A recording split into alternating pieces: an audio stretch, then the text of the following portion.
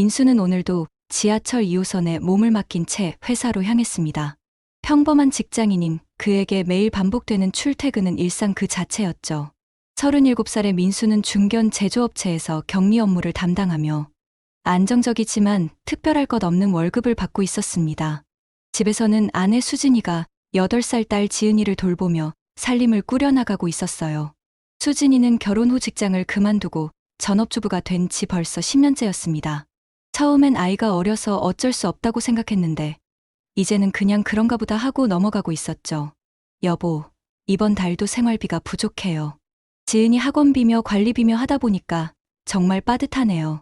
수진이는 매달 이런 말을 반복했습니다. 민수는 고개를 끄덕이며 그래, 요즘 경기가 어려워서 그런가 봐. 최대한 아껴 쓰자라고 대답하곤 했어요. 실제로 민수의 월급은 세후 280만 원 정도였고 아파트 전세금 대출 이자와 각종 공과금, 생활비를 제외하면 여유가 많지 않았습니다. 수진이가 생활비 부족을 호소하는 것도 이해가 되었죠. 그래서 민수는 점심을 굶거나 편의점 도시락으로 대신하는 일이 많았어요. 지은이 학원도 좀 줄여야 하는 거 아니야? 민수가 조심스럽게 말을 꺼내면 수진이는 단호하게 고개를 저었습니다. 아이 교육비는 절대 건드리면 안 되죠. 다른 애들은 다 하는데 우리 지은이만 못하게 할 순 없어요. 민수는 그럴 때마다 죄책감을 느꼈습니다. 더 많이 벌어주지 못하는 자신에 대한 미안함이었죠.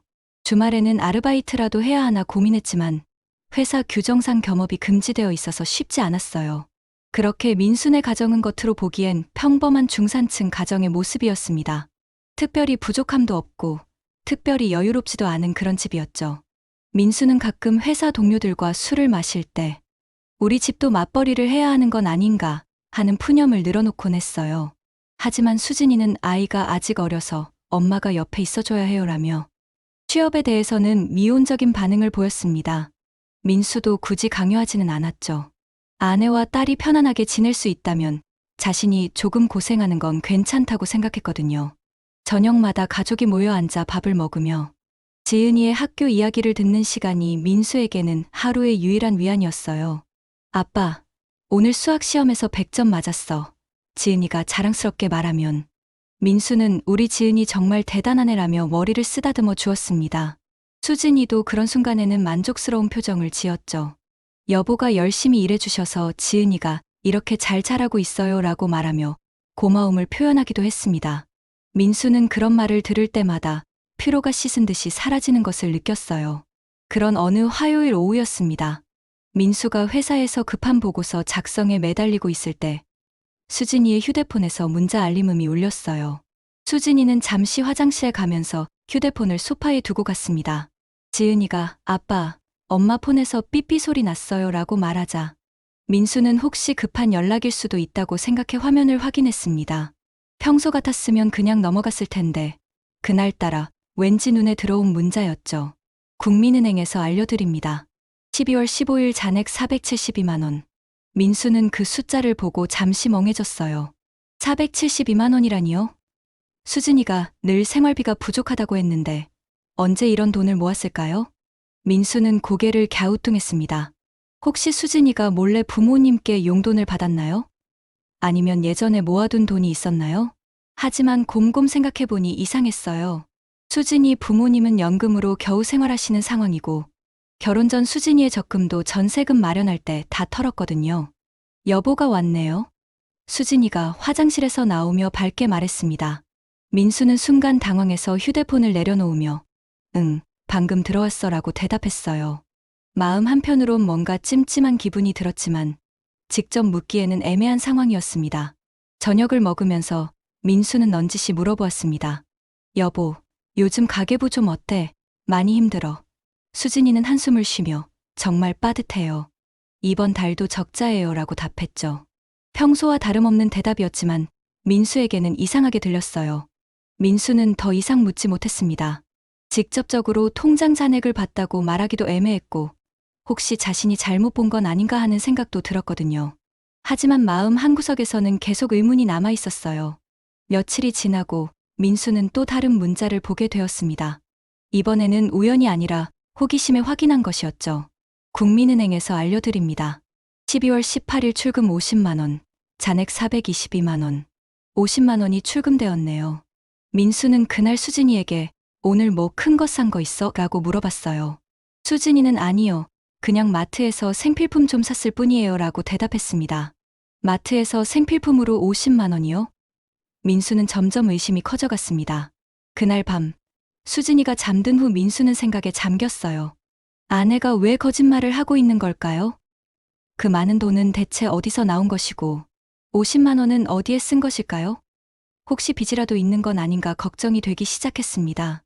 민수는 침대에 누워 있으면서 천장을 바라보며 여러 가지 가능성을 생각해봤어요. 혹시 수진이가 몰래 투자를 하고 있는 건 아닐까요? 아니면 친구에게 돈을 빌려준 것일까요?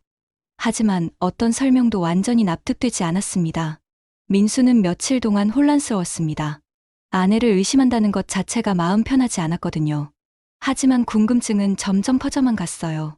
혹시 수진이가 몰래 부모님께 드리는 용돈일 수도 있다고 생각해봤지만 50만 원씩 드릴 형편은 아니었죠. 혹시 수진이가 무슨 투자를 하고 있는 건 아닐까? 민수는 나름대로 합리적인 설명을 찾으려 했습니다. 요즘 주부들이 주식이나 코인에 많이 투자한다고 하잖아요. 그래서 몰래 돈을 모아서 투자했을 수도 있겠다 싶었어요. 하지만 그것도 이상했습니다. 수진이는 평소에 경제나 투자에 대해 전혀 관심이 없었거든요. 뉴스를 봐도 연예인 소식이나 생활 정보만 관심 있게 보던 사람이었죠. 주식이 오르니 내리니 하는 이야기를 하면 그럼 복잡한 건 모르겠어요 라며 고개를 저었던 사람이었습니다. 민수는 며칠 더 지켜보기로 했습니다. 혹시 자신이 오해하고 있는 건 아닌지 아니면 수진이에게 무슨 사연이 있는 건 아닌지 확인해보고 싶었어요. 섣부르게 추궁했다가 부부싸움으로 번지는 것도 좋지 않다고 생각했거든요. 그런데 일주일 후 또 다른 문자를 보게 되었습니다. 국민은행에서 알려드립니다.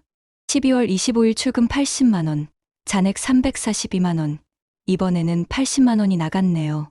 크리스마스 선물이라고 하기엔 너무 큰 금액이었어요. 그날 저녁, 수진이는 평소와 다름없이 오늘 마트에서 크리스마스 선물용품들 좀 샀어요 라고 말했습니다. 민수는 얼마나 썼어? 라고 물어봤죠. 한 10만 원 정도요? 라는 대답이 돌아왔어요. 10만 원이라고요? 실제로는 80만 원이 나갔는데요. 민수는 이제 정말 이상하다고 생각했습니다. 아내가 왜 이렇게 거짓말을 하는 걸까요? 혹시 빚이라도 있는 건 아닌가 걱정되기 시작했어요. 그날 밤 민수는 컴퓨터를 켜고 가계부를 다시 정리해 보았습니다.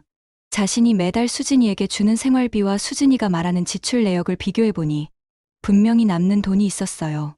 월 평균 30만 원 정도는 남을 것 같았는데 그게 쌓여서 400만 원이 넘는 돈이 된 걸까요? 하지만 그렇다면 왜 그 돈을 50만 원, 80만 원씩 쓰면서 거짓말을 하는 걸까요? 민수는 점점 복잡한 심정이 되었습니다. 직접 물어보자니 아내를 의심하고 있다는 걸 들킬 것 같고 그렇다고 가만히 있자니 너무 궁금했어요. 결국 민수는 좀 더 적극적으로 알아보기로 결심했습니다. 이런 상황을 계속 방치할 수는 없다고 생각했거든요. 하지만 어떻게 접근해야 할지는 막막했습니다. 아내의 뒤를 쫓는다는 것 자체가 기분 좋은 일은 아니었지만 다른 방법이 떠오르지 않았어요. 민수는 평소보다 일찍 퇴근해서 집 근처 카페에서 기다리기로 했습니다. 수진이의 행동을 직접 확인해보고 싶었거든요. 마음이 편하지는 않았지만 이상한 지출이 계속되는 상황에서는 어쩔 수 없다고 생각했어요. 목요일 오후 2시쯤 민수는 집 맞은편 카페에 앉아 있었습니다. 수진이가 나올지 안 나올지도 모르는 일이었지만 일단 기다려보기로 했죠. 다행히 지은이는 학교에 가 있으니 수진이 혼자 어디 갈 수도 있겠다 싶었어요. 오후 3시가 조금 지났을 때 수진이가 집에서 나왔습니다. 평소보다 화장을 진하게 하고 새로 산 것 같은 코트를 입고 있었어요. 민수는 그 코트가 언제 산 건지 기억나지 않았습니다. 분명히 전에는 보지 못했던 옷이었거든요. 수진이는 지하철역으로 향했고 민수도 뒤따라갔어요. 마음이 두근거렸습니다. 아내를 미행한다는 것 자체가 기분 좋은 일은 아니었거든요. 하지만 궁금증을 참을 수가 없었어요. 지하철을 타고 가면서 민수는 수진이를 놓치지 않으려고 조심스럽게 따라갔습니다. 다행히 같은 호선이어서 어렵지 않았죠. 수진이는 강남역에서 내렸어요. 민수도 뒤따라 내렸습니다. 강남역 근처의 한 호텔 카페로 수진이가 들어갔습니다. 민수는 잠시 망설이다가 다른 입구로 들어가서 멀리서 지켜보았어요. 그런데 놀라운 광경이 펼쳐졌습니다. 수진이가 한 남자와 만나고 있었던 거예요. 40대 초반으로 보이는 정장 차림의 남자였습니다. 키가 크고 잘생긴 편이었는데 수진이와는 분명히 처음 만나는 사이가 아니었어요. 너무나 자연스럽게 인사를 나누며 앉았거든요. 민수는 충격을 받았습니다. 아내가 다른 남자와 만나고 있다니요. 그것도 호텔 카페에서요. 두 사람은 1시간 넘게 대화를 나누었습니다. 민수는 멀리서 지켜보면서 마음이 복잡해졌어요.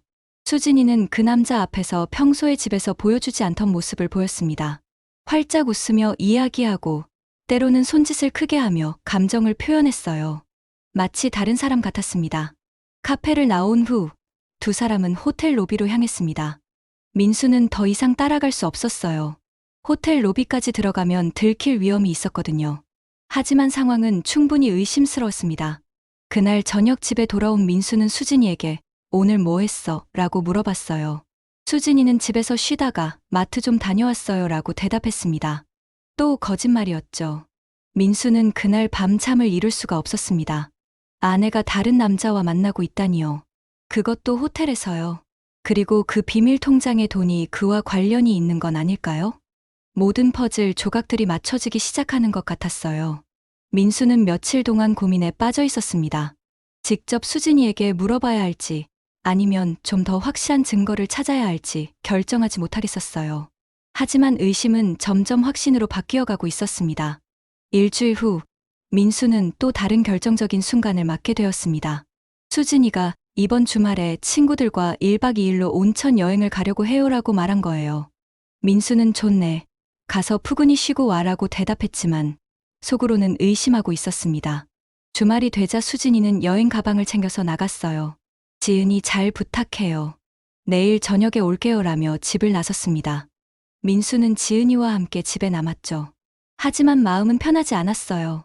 그런데 저녁 때 지은이가 아빠, 엄마가 휴대폰을 놓고 갔어요 라고 말했습니다. 수진이의 휴대폰이 침실 서랍에 들어 있었어요. 민수는 잠시 망설이다가 휴대폰을 확인해 보기로 했습니다. 이런 기회를 놓칠 수는 없다고 생각했거든요. 휴대폰을 켜자마자 여러 개의 메시지가 보였어요. 현우라는 이름으로 저장된 연락처에서 온 메시지들이었습니다. 호텔에서 기다리고 있어. 빨리 와. 오늘은 특별한 날이니까 예쁘게 입고 와 같은 내용들이었죠. 민수는 손이 떨렸습니다.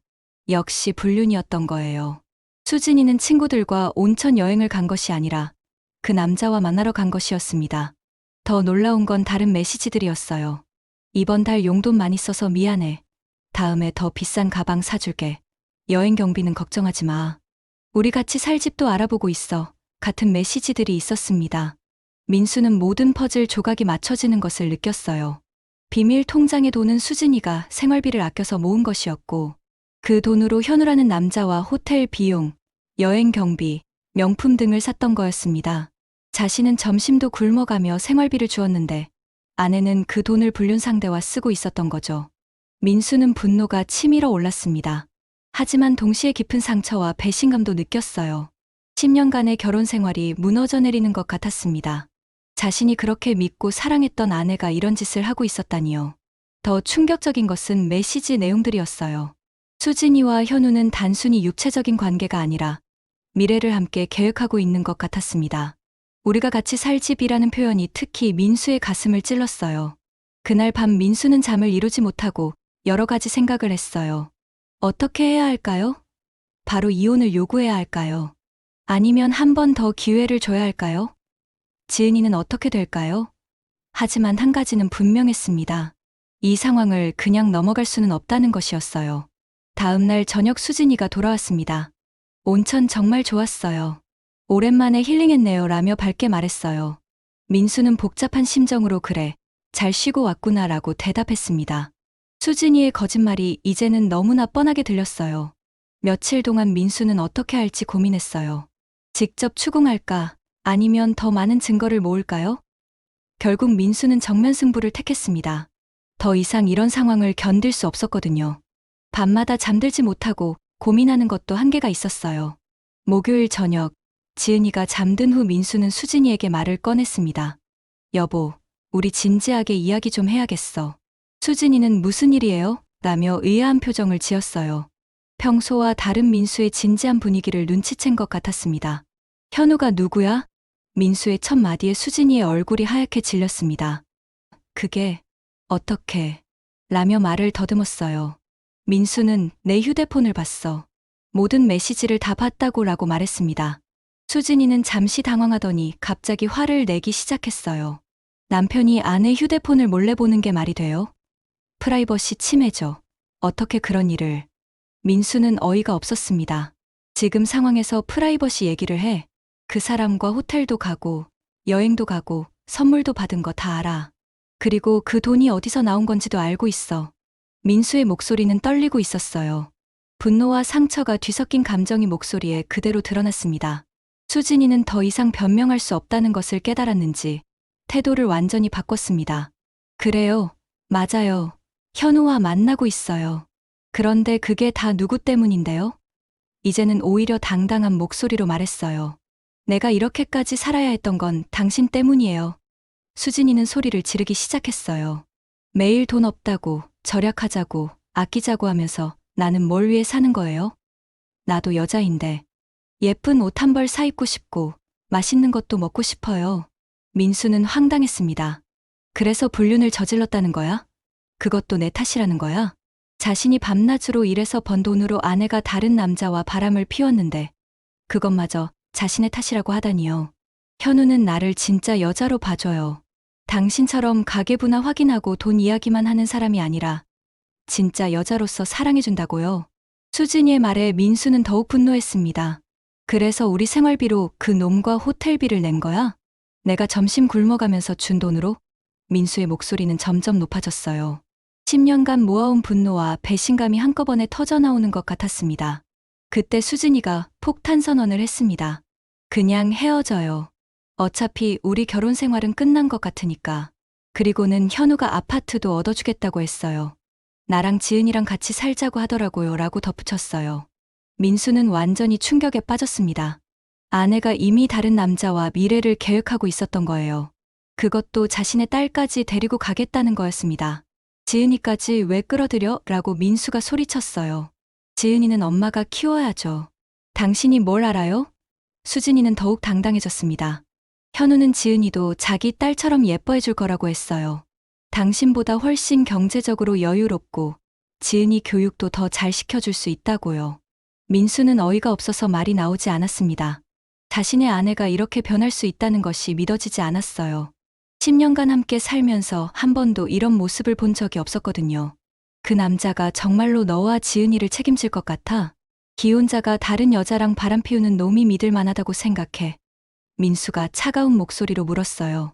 수진이는 잠시 당황하는 것 같았지만 곧바로 현우는 곧 이혼할 거라고 했어요. 부인과는 이미 끝난 사이라고 라며 변명했습니다. 하지만 그 목소리에는 확신이 없었어요. 그날 밤 수진이는 큰 가방에 옷가지를 챙겨서 집을 나갔습니다. 며칠 친정에 있을게요. 서로 차분히 생각해봐요 라고 말하면서요. 민수는 혼자 남겨진 집에서 지은이를 바라보며 막막함을 느꼈습니다. 민수는 며칠 동안 방황했습니다.